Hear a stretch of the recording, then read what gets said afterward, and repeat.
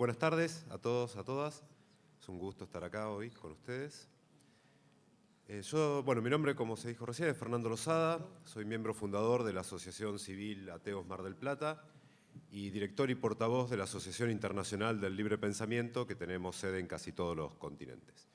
Mi idea es hablar desde ese lugar, porque ser ateo para mí es un elemento constitutivo de mi personalidad, de mi forma de ser, de mi identidad en sí misma, ¿no?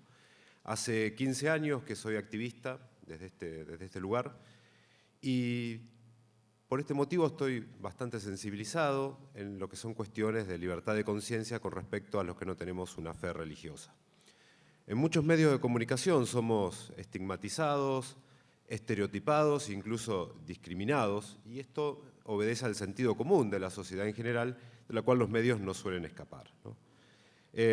Públicamente se suele cuestionar nuestra moral por el simple hecho de no tener una convicción o una fe religiosa, y se utilizan para referirse muchas veces a la población en general términos o terminología que tiene que ver con la religiosidad y se nos invisibiliza, se nos deja fuera, ¿no?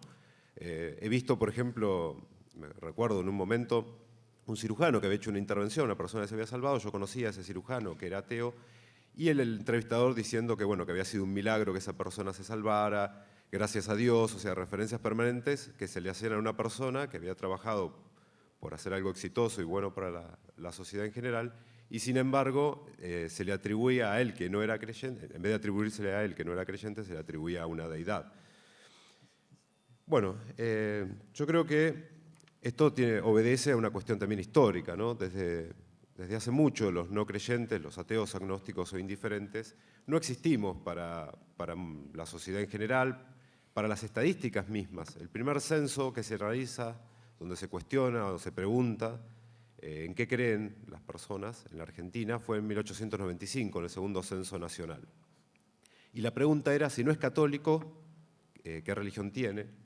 Y ahí dejando invisibilizado al resto del grupo de los no creyentes, ateos, agnósticos e indiferentes en general.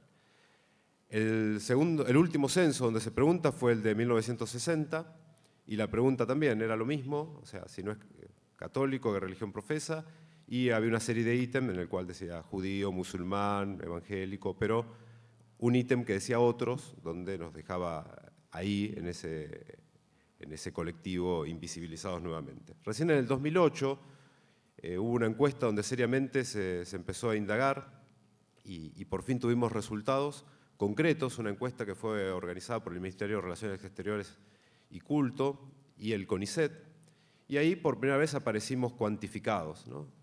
El colectivo compuesto de ateos, agnósticos e indiferentes, es decir, apateístas a los cuales la religión o la creencia en Dios les es indiferente, representamos el 11,3% de la población argentina, ¿no? Población adulta.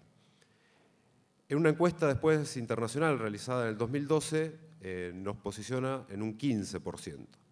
Y más o menos en ateos ocupamos el 7%.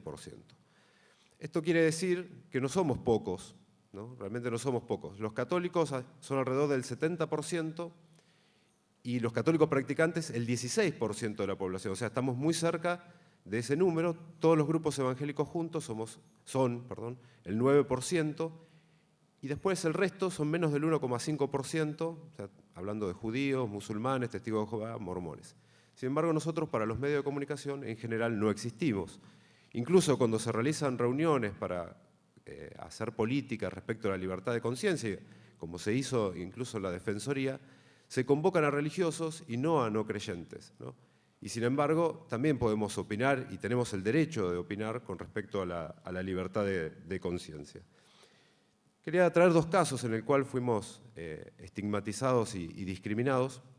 Uno sucedió el 21 de octubre del 2011, en el programa La Mañana de Radio Continental, cuando Víctor Hugo, refiriéndose a una virgen que había desaparecido del estadio de Colón de Santa Fe, dijo explícitamente: la virgen la rompieron los ateos. Yo creo que si Víctor Hugo hubiera dicho la virgen la rompieron los judíos, la rompieron los musulmanes, la rompieron los gays, la rompieron los negros, hubiera tenido graves problemas. Sin embargo, para todo el mundo fue muy natural decir la virgen la rompieron los ateos, ¿no? Yo le escribí, lamentablemente no tuve una respuesta, me hubiera gustado, pero pasó totalmente desapercibido porque está en el sentido común eso mismo. La Universidad de El Salvador tiene desde 1974 en sus estatutos la Declaración de Principios que escribió el actual Papa, donde dice que la universidad fue creada para luchar contra el ateísmo. Cuando denuncié esto ante el INADI, casi no me tomaron la denuncia, me llevó muchos meses que la tomaran, y finalmente logré que lo hicieran y me llevó 3 años de activismo tener un dictamen que diga que ese texto es discriminatorio, ¿no? Porque obviamente si cambiábamos lucha contra el ateísmo por lucha contra el judaísmo, era antisemitismo. Sin embargo, le costaba a un instituto que se dedica justamente a hacer un observatorio de la discriminación entenderlo. Algunos medios de comunicación levantaron esta noticia y solo fue tratada seriamente y ecuánimemente desde Página 12 a través de la periodista Mariana Carvajal. Los demás medios tampoco lograban entender dónde estaba el acto discriminatorio. Entonces me parece que hay una gran tarea por parte de nosotros, los activistas de este colectivo, y por parte de los medios a ayudarnos a no estar más estigmatizados, estereotipados y discriminados. Gracias.